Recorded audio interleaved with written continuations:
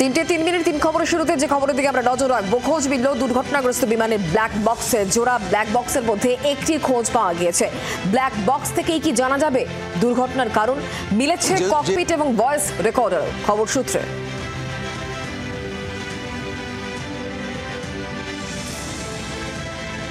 যে রিয়ার ব্ল্যাক বক্সটি পাওয়া গিয়েছে সেটির অর্থ যে এই তদন্ত অনেকটাই এগিয়ে গিয়েছে, অর্থাৎ এই বিমান যে ধ্বংস যেটা হয়েছে গতকাল, এই দুর্ঘটনার কারণ কি তা নিয়ে কিন্তু নানা প্রশ্ন উঠেছিল।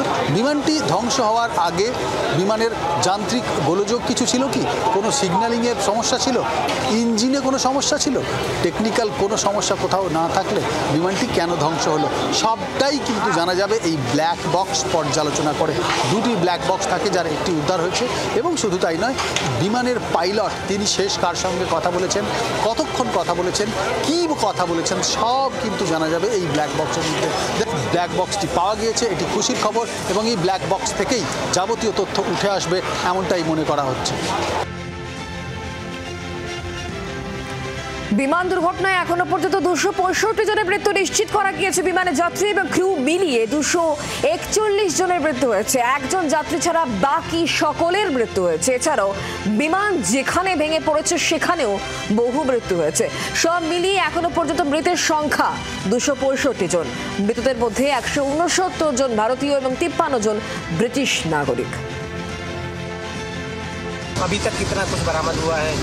एनडीआरएफ की बात करें तो 81 बॉडी 81 बॉडी एनडीआरएफ में बरामद। एनडीआरएफ में टोटल कुछ आंकड़ा पता चल पाया सर? टोटल तो अभी मालूम नहीं, हम नहीं कह सकते। कब तक पूरा होगा ऐसा कुछ? वो तो डिक्लेयर करेगा, प्रशासन डिक्लेयर करेगा, जब तक चलता रहेगा। आपकी कुल कितनी टीमें लगी हुई सर? 7 टीम हमारी एनडीआरएफ।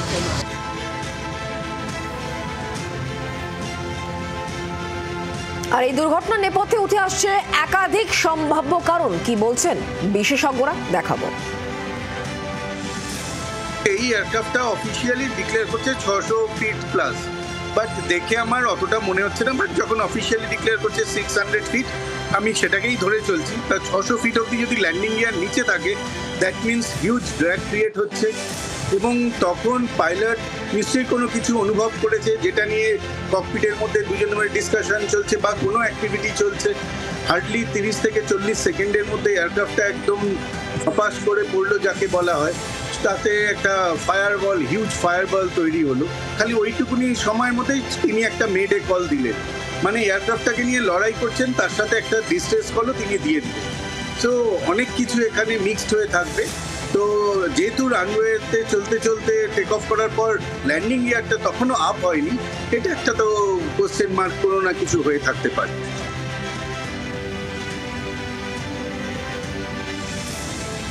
কিভাবে হয়েছিল দুর্ঘটনা, আহমেদাবাদ থেকে একেবারে বিশেষ রিপোর্ট। এই 1200 বেড মেডিকেল কলেজ, এটাই নাম, অর্থাৎ 1200 বেড রয়েছে। ঠিক বিমানটি এই মেডিকেল কলেজটির ওপর দিয়ে এই মুহূর্তে উড়ে গেল। আর এই বিমানবন্দর এবং মেডিকেল কলেজের আকাশে উড়ে যাওয়ার দূরত্ব কয়েক সেকেন্ড মাত্র। তার মাঝেই কালো মতো দাঁড়িয়ে রয়েছে কয়েকটি বাড়ি। এই বাড়িগুলি দেখানোর, যে বাড়িগুলিতে গতকাল পরপর 4টে বাড়িতে বোয়িং বিমান এয়ার ইন্ডিয়ার, যেটি লন্ডনগামী বিমান, ভেঙে পড়েছিল। এবং একেবারে এয়ারপোর্ট থেকে কয়েকশো মিটার দূরে, 1 কিলোমিটারও ডিস্টেন্স নয়, সেই এর মধ্যেই, অর্থাৎ বিমানবন্দর এবং এই মেডিকেল কলেজ, তার মাঝের বাড়িগুলি ছিল চিকিৎসকদের হস্টেল। যারা পড়ুয়া চিকিৎসক তাদের হস্টেল সেখানেই পড়ে। এবং এই মুহূর্তে যে কালো রঙের বাড়িগুলি দেখা যাচ্ছে, ক্ষতচিহ্ন নিয়ে দাঁড়িয়ে রয়েছে, এই ক্ষতচিহ্ন নিয়ে দাঁড়িয়ে থাকা বাড়িগুলি সেই হস্টেল, যে হস্টেলে গতকাল বিমান এসে আছড়ে পড়ে।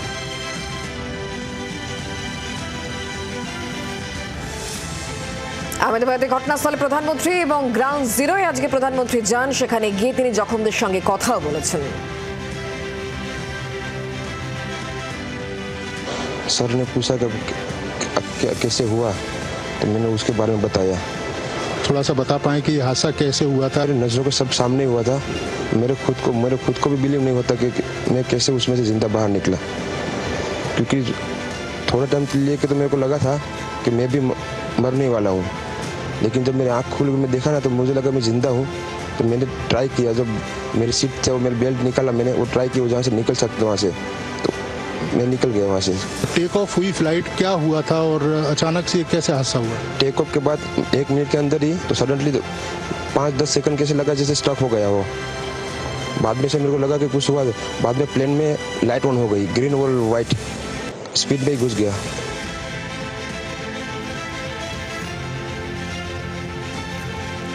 বিমান ভেঙে পড়ার সময়ের ভয়াবহ অভিজ্ঞতা এখনো দুঃস্বপ্নের মতো তাড়া করে বেড়াচ্ছে তাদের। প্রত্যক্ষদর্শীদের সঙ্গে কথা বলেছিলাম আমরা, ঠিক কি বলছেন তারা, শোনাবো। जो मैस के ऊपर जो प्लेन क्रैश हुआ था वहाँ पे वलसाड जिले के कपड़ारा तहसील का एक लड़का था, उसके साथ बात करेंगे किस तरीके की वारदात हुई थी और कैसा माहौल था। मेरे को प्लेन क्रैश हुआ था, उसके जस्ट 5 मिनट पहले मैं मैस से बाहर निकला, एकदम ब्लास्ट जैसा हुआ। एकदम एक ब्लास्ट नहीं था, वो मल्टीपल ब्लास्ट था। बाद में हमें पता चला कि वहाँ पे मैस पे प्लेन क्रैश हुआ है। प्लेन का जो पीछे का साइड है वो मैस के मार्जिन पे क्रैश हुआ और पीछे का साइड वहाँ पे ही रह गया और आगे का साइड वो डिटैच होके वो स्लाइड करके आगे रेसिडेंट डॉक्टर्स की बिल्डिंग है, 4 रेसिडेंट डॉक्टर्स की बिल्डिंग है, वहाँ पे जाके टकरा गया। मैस के अंदर जो सब स्टूडेंट्स थे वो मेरे फ्रेंड्स थे, मेरा रूममेट खुद था, जो मासी हमें जो खाना खिलाती है वो सब थी, हमारे सीनियर्स थे। বিমান বিপর্যয়ে মৃত্যু মিছিল এখনো পর্যন্ত 265 জনের দেহ উদ্ধার, একজন যাত্রী বাদে সব যাত্রীর মৃত্যু। ভেঙে পড়া এলাকাতেও বহু মৃত্যু, হাসপাতালে জখমদের আত্মীয়দের ভিড়। দুঃস্বপ্ন এখনো তাড়া করে বেড়াচ্ছে জখমদের। আমরা এখন দাঁড়িয়ে রয়েছি আহমেদাবাদের সিভিল হাসপাতালে, আর সেই সিভিল হাসপাতালের সামনে যে 265টি দেহে আটকে রয়েছে তাদের ডিএনএ পরীক্ষা হচ্ছে। সেই দেহগুলির যারা আত্মীয় স্বজন, পরিবার পরিজন, তাদের সঙ্গে আমরা কথা বলবো। चाय खिला रही थी, चाय नहीं ला, वहाँ चाय बना थी उसकी मम्मी, चाय देने गई थी, उनकी मम्मी उसकी मम्मी एडमिट। हॉस्पिटल वाले क्या बोल रहे अभी कुछ जवाब नहीं दे रहे। हाँ, अभी कोई जवाब नहीं दे रहे। कल से यहाँ आपने देखे हैं बॉडी? हाँ, सबने देखा। कितने साल बॉडी अंदर है। कितने साल की? 14-15 साल की। হাসপাতালের সামনে এমনই অনেক অনেক আত্মীয় পরিজনরা ভিড় করছেন, কান্নাকাটি করছেন। অর্থাৎ একেবারেই আহমেদাবাদ শহরের মধ্যে এই সিভিল হাসপাতাল কার্যত একেবারে বলা যেতে পারে কান্নার রোলে ভরে উঠেছে। আহমেদাবাদ থেকে ভিডিও জার্নালিস্ট সুভাষিস দাসের সঙ্গে রাজীব চক্রবর্তী, জি 24 ঘন্টা। ড্রিম লাইনার নাকি ডেথ লাইনার, বারবার বিতর্কে বোয়িং ড্রিম লাইনার। 2018 এবং 2019 সালে বোয়িং 737 বড় দুর্ঘটনা ঘটেছিল, আর সেই সময় বোয়িং এর বিরুদ্ধে বিস্ফোরক অভিযোগ তোলেন 2 কর্মী। সেফটি প্রটোকল না মেনে উড়ান তৈরির অভিযোগ। দক্ষিণ ক্যারোলিনা প্লান্টে উড়ান তৈরিতে মারাত্মক ত্রুটির অভিযোগ ওঠে। বোয়িং এর যে বিমান সংখ্যা সেটাও অত্যন্ত বেশি, সুতরাং যাদের বেশি বিমান থাকবে বাজারে অ্যাক্সিডেন্টের পার্সেন্টেজ হয়তো তাদের দিকে একটু বেশি হতো। এইভাবে শুধু হঠাৎ করে বোয়িং এর দিকে পয়েন্ট আউট করা কিংবা কোনো এজেন্সির দিকে পয়েন্ট আউট করাটা হয়তো সঠিক সিদ্ধান্ত হবে। বিমান বিপর্যয়ে একই পরিবারে 5 জনের মৃত্যু। নিহতদের মধ্যে বছর 36-এর প্রতীক যোশী রয়েছেন। প্রতীকের স্ত্রী কামি ব্যাস এবং 3 জন সন্তান। 3 সন্তানের মধ্যে 2 জনের বয়স 4, একজনের বয়স 10 বছর। নিহতরা রাজস্থানের বাংশিওয়ারার বাসিন্দা। अहमदाबाद प्लेन क्रैश में एक ही परिवार के 5 सदस्यों की करुण मौत हुई है। हमारे साथ राजस्थान के परिवार के मुखिया यहाँ पे हमारे साथ जुड़े हैं। मेरी बेटी थी कोमी व्यास और उसके हस्बैंड थे डॉक्टर प्रतीक जोशी, और एक मीराया उनकी बच्ची थी, और 2 जुड़वे लड़के हुए थे, नकुल और प्रद्युत। 5 एक साथ में पहले यहाँ जाइडस में, प्रतीक जी जो हैं जाइडस में जॉब करते थे 8 साल पहले, फिर वो वहाँ यूके में उनका शिफ्ट हो गए थे वो, और बेटी पैसिफिक मेडिकल इंस्टीट्यूट उदयपुर में जॉब कर रही थी। फिर उन्होंने 5 साल से वो वहाँ थी, तो दोनों ने एक साथ रहने के लिए यहाँ से रिज़ाइन दे करके, उदयपुर से और यहाँ दोनों जगह से रिज़ाइन दे करके, और दोनों यूके में शिफ्ट हो रहे थे, उसके लिए जा रहे थे, और हम यहाँ एयरपोर्ट पे छोड़ने के लिए आए उनको। और एयरपोर्ट्स के ऊपर मेरी 1:31 पे उनसे आखिरी बात हुई वीडियो कॉल के ऊपर, कब हमारा रनवे चालू हो रहा है इसलिए मैं फ़ोन बंद करती हूँ ये करके, और वो रवाना हुए। और 1-2 बजे करीब मुझे सूचना मिली है कि ये प्लेन क्रैश हो गया, ठीक है, तो कोई, और उनके साथ में काफ़ी सामान थे, 10 बैग थे उनके पास में, पूरे घर का सामान था, ऑर्नामेंट्स वो सब थे। किसी का कोई पता नहीं लग रहा है और ये जो उनके जो है डेड बॉडी कर उसके लिए भटक रहे हैं। আশঙ্কা সত্যি করে ইরানের পরমাণু ঘাঁটিতে হামলা ইসরায়েলের, জারি জরুরি অবস্থা।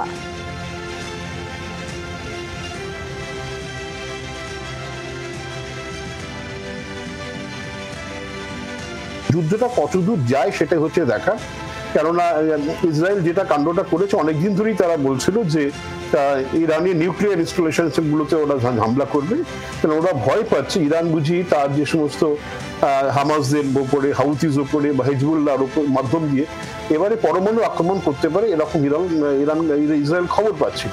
তো ওদের যে শক্তিধর যে গোয়েন্দা সংস্থান আছে মোসাদ, তারা যথেষ্ট মানে একেবারে নিপুণতার সঙ্গে একদম পিন পয়েন্টেড এলাকা তারা করেছে। এবং নাজানসে যেটা আপনারাও দেখালেন, নাজানসের যে পরমাণু যেখানে ইউরেনিয়ামের ঘাঁটি আছে তারা বলছে আক্রমণ করেছে। বেশ কয়েকজন দেখা যাচ্ছে সায়েন্টিস্টকে তারা মেরে ফেলেছে এবং ওদের যে রেভলিউশনারি যে গার্ড তার প্রধানকে মেরেছে এবং ইরানের আর্মির যে চিফ তাকেও মেরে ফেলেছে। বোঝাই যাচ্ছে যে একটা বিরাট ড্যামেজ তারা ইরানের উপর করেছে এবং এর প্রত্যাঘাত ইরান কিভাবে পড়ে সেটাই হচ্ছে দেখা। পরপর বিস্ফোরণের শব্দে কাঁপছে ইরান, ইরানের পরমাণু ঘাঁটিতে হামলা চালিয়েছে ইসরায়েল।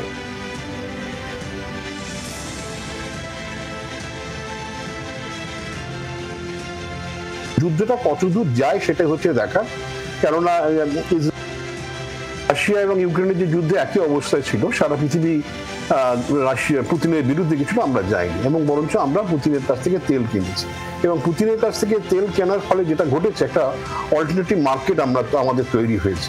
এখন দেখুন এই যে মধ্যপ্রাচ্যে যে তেলের যে হাহাকার শুরু হবে, যেহেতু যুদ্ধ হচ্ছে, তেলের ট্যাঙ্কার নিয়ে সেখানে কেউ যেতে চাইবে না, তেল তোলাও অসুবিধা থাকবে। এখন আমাদের যে নেটওয়ার্কটা যেটা আছে রাশিয়ার সঙ্গে, তার ফলে সেটা যদিও সেটা এখনো মানে আমরা আন্ডারগ্রাউন্ড বা সমুদ্রের তলা দিয়ে কোনো আমাদের লাইন যায়নি, তেলটা আমাদের ট্যাঙ্কারই আনতে হয়। তবুও যেহেতু রাশিয়ার সঙ্গে আমাদের তেলের একটা বড় সংখ্যক তেল আমরা হিউজ তেল রাশিয়া থেকে আনতে পারছি, খুব একটা আমাদের হয়তো এই মুহূর্তে অসুবিধা হবে না। তবে হ্যাঁ, তেলের দাম যদি আন্তর্জাতিক বাজারে তার দাম বাড়ে, নানানভাবে তার তো প্রতিক্রিয়া পড়ে এবং জিনিসের দাম থেকে শুরু করে শেয়ার মার্কেট যেটা বললেন আর সেটা প্রতিক্রিয়া পড়ে এবং এর ফলে রাশিয়াও যে তেল দাম বাড়াবে না তাও ঘটবে না, তাও ঘটতে পারে। বাংলাদেশে ভোটের দাবিতে ক্রমশ সুর চড়ছে, আর এমনই প্রেক্ষাপটে তারেক ইউনুস বৈঠক, বিএনপি চেয়ারপারসনের সঙ্গে বৈঠক। ইউনুস ও খালেদা পুত্রের বৈঠকে নয়া সমীকরণ দেখছে রাজনৈতিক মহল। চলতি বছরেই বাংলাদেশে ভোটের দাবি আগেই জানিয়েছে বিএনপি।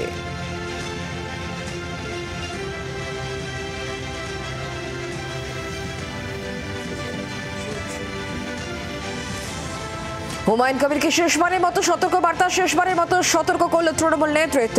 তৃণমূল শৃঙ্খলা রক্ষা কমিটির সতর্ক বার্তা, এর আগে শোকজ করা হয়েছিল হুমায়ুন কবিরকে। খারাপ লাগলে আবার বলবো, এমনই প্রতিক্রিয়া হুমায়ুনের।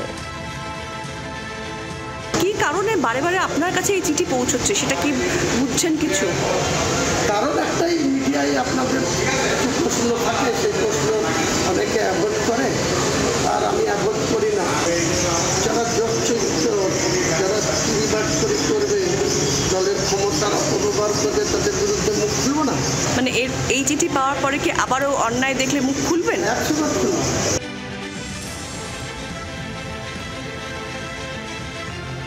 পরীক্ষা না দেওয়ার দাবিতে আমরণ অনশনের সিদ্ধান্ত। বৃহস্পতিবার রাত 12টা থেকে শুরু হয়েছে অনশন। সেন্ট্রাল পার্কে অনশন আন্দোলনকারী চাকরিহারাদের।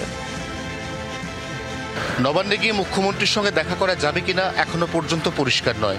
তবে মূলত রাজ্যের মুখ্যমন্ত্রীর দৃষ্টি আকর্ষণ করার জন্যই এই মুহূর্তে করুণাময়ী সেন্ট্রাল পার্কের ঠিক পাশে পুলিশের তৈরি করে দেওয়া ছাউনির ভেতরে অনশনে বসেছেন যোগ্য চাকরিহারা মঞ্চের একাধিক সদস্য। আপাতত 10 জন অনশন করছেন। প্রয়োজনে অনশনকারীর সংখ্যা ভবিষ্যতে বাড়বে। যতক্ষণ না পর্যন্ত মুখ্যমন্ত্রীর সঙ্গে দেখা হচ্ছে, যতক্ষণ না পর্যন্ত গোটা বিষয়টা নিয়ে তার সঙ্গে কোনো সন্তোষজনক আলোচনা এবং সমাধান সূত্র বেরোচ্ছে, ততক্ষণ পর্যন্ত এই আন্দোলন চলবে। রাজপথে নেমে এইভাবেই মাটি কামড়ে পড়ে থেকে আন্দোলনের ধার এবং ভার আরও বাড়ানো হবে, এমনই ইঙ্গিত দিচ্ছেন যোগ্য চাকরিহারা শিক্ষকরা। 24 ঘন্টার জন্য ক্যামেরায় অরিন্দমের সঙ্গে অয়ন, কলকাতা।